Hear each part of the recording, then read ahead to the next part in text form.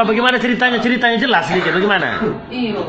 Apa ceritanya? Bagaimana? Anjing Pak, gigit punya babi di kandang. Berapa ekor?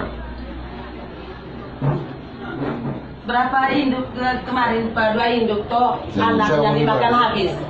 Makan malam. Itu dulu di sini, di sini. Itu dulu di sini, itu dulu di sini. Jadi itu babinya itu luka di mana saja? Di telinganya. Di telinga. Iya. Anjing berapa ekor yang gigit? Satu. Suruh datang itu babi datang lapor ke sini. Supaya dia tahu. Saya tuannya Pak. Siapa yang punya babi? Saya punya. Supaya kita pergi.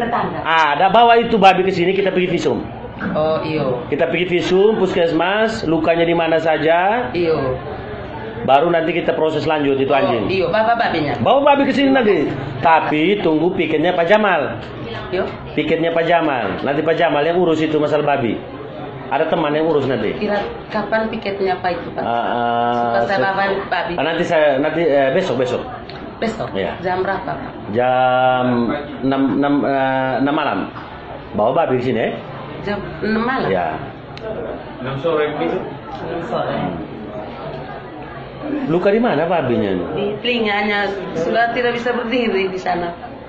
Gigit kemarin. Oh iya sudah. Baik sudah kalau begitu.